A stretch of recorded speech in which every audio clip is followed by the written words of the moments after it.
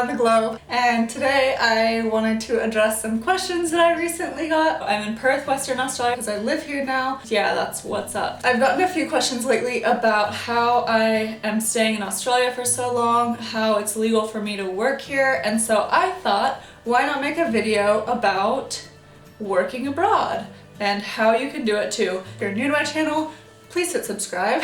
Been subscribed to my channel and you're back, thank you for watching. So for those of you who don't know, I am from America. I'm from Northern California. I am American. So I'm working right now and living in Australia, and I've been here in Australia for about 3 months, but I have a visa to be here for 1 whole year, and then after this I actually have the opportunity to apply for a 2nd year working holiday visa, so I can be here a total of 2 years.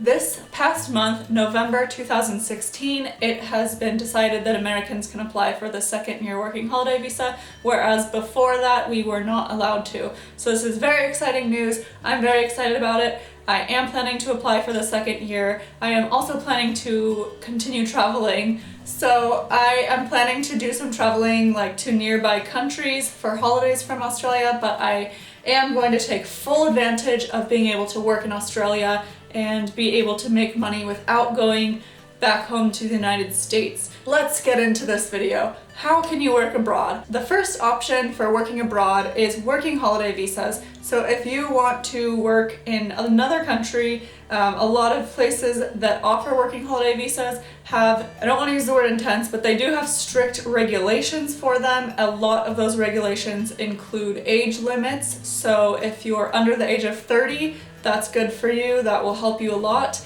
If you are from specific countries, that usually helps. Americans do have the opportunity to get working visas to quite a few countries, but not as many as I would like. That's one way to work abroad, is to get a working holiday visa. Australia is probably the most popular place to do a working holiday visa from my experience, because you can do it up until you're 30, but actually they have also changed that, and so starting in January 2017 you'll be able to apply for the working holiday visa until you turn 35 years old. So yeah, Australia is really welcoming a lot more people and making it quite a bit easier to come here on a working holiday visa. So if you want to work abroad, that is something that you can definitely take advantage of, and I would highly recommend it. Travel has changed me in the best ways possible, and I could not recommend it enough. There are also other places that Americans can get working holiday visas. New Zealand, probably as popular, maybe even more popular than Australia. Those are the top 2, I think. And then there's also some other places, Ireland, but there's a lot more strict regulations for the other places that I know of. I haven't been able to, I don't really qualify for any other working holiday visas other than Australia and New Zealand.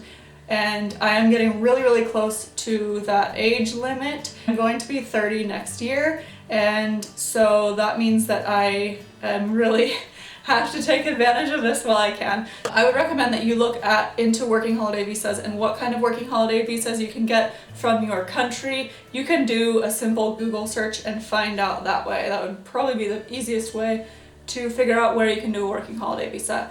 So that's number 1. The second way to work abroad is to start your own online business. If you want to work from anywhere in the world, you can start your own online business. You don't need to, like for example, if I had an online business, which I kind of do, in Thailand, I can work on that legally because it's online, it's not based in Thailand. I don't have to have a working visa for Thailand because I'm not actually working.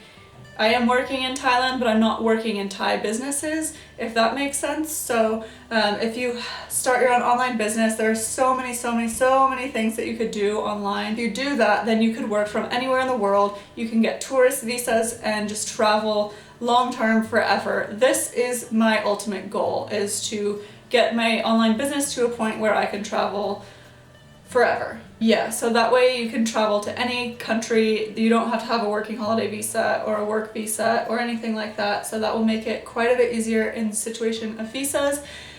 And you will have a much bigger variety of places that you can go to. Number 3 way that you can work abroad is teaching English. So if you're a native English speaker, especially American, then you have a massive opportunity to be able to teach English abroad. You don't have to have this is it's a different situation than a working holiday visa, but you can get a type of visa for a certain country that wants people that can teach English in their country, and they will let you stay there for however long their rules apply for. So for example, I've considered teaching English in Thailand. I could get a 1-year visa and teach English for a year there.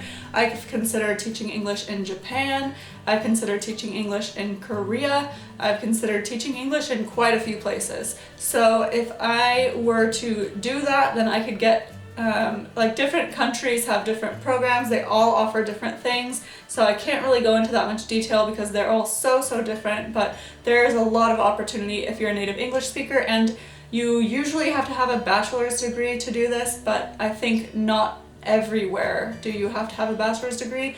The more time goes by, the more people are doing this, and so the more picky they're getting with the people they take. So now a lot of places are requiring a bachelor's degree, but you can still do online English tutoring through a few different websites. There are so many websites that you can teach English online just as a tutor, and you can usually make about $10 an hour doing that. It's usually no commitment. That's another way to teach English. That's kind of more of the owning your own business side of everything, because you can usually do that from anywhere in the world. Some of those businesses you don't have to have a bachelor's degree for. That one, again, I would recommend you do a Google search because there are so many businesses that offer this. So yeah, if that's something that you're interested in, or even just to make a little side money right now, you can easily teach English online as long as you have a webcam or something set up like that. If you can do FaceTime or Skype or something like that, then you can probably teach English online. Okay, so that was the third way to work abroad. I have one more way, going to school somewhere. So you could get a student visa. I've actually considered, I know that if I really wanted to stay in Australia more than 2 years, then I could consider getting my master's degree here and staying on a student visa. And usually if you're on a student visa, you are allowed to work a certain amount of hours per week, but they usually cap it off and you're not really allowed to work full-time, and it's a little bit more strict with what you can and cannot do. I think if you want to live abroad and not necessarily go abroad to work, there are other ways to do that. You don't have to, if you're just trying to work to live and you just want to live somewhere else, then I would definitely look into student visas. If you're trying to get a bachelor's degree, then you can go teach English somewhere. Yeah. I hope this video helped. I'm sure there are a bazillion other ways to live abroad. For me, I travel full-time, so I kind of manage my life in a way that I'm working and then I'm saving, and then I can travel for a while and then I work and then I save. So I kind of do my plan is working holiday visa, then travel, then another working holiday visa, then travel, then at the same time kind of make money from my freelance stuff and my other things that I'm working on. And then within the next few years, I should be sustainable financially to not have to do working holiday visas anymore. And that's the dream. So yeah, basically the point of this video is you can do anything you want to do, and if you want to go live abroad and work somewhere else and just have an amazing experience, then I definitely recommend looking into it. There are so many ways that you can do this. There are so many other visas that I haven't even mentioned because there's just so many opportunities. This video would be 5 hours long if I went into all of the opportunities. I mean, there's also skilled workers visas, things like that. If you want to live abroad, there are so many ways to do it. I just want to open your guys' eyes to all the possibilities that you have, and I really hope this video helped you. If it did, please give it a thumbs up. Please subscribe for more videos from me, and I hope you liked this. And I'll see you in the next video. Thank you so much for watching. Bye!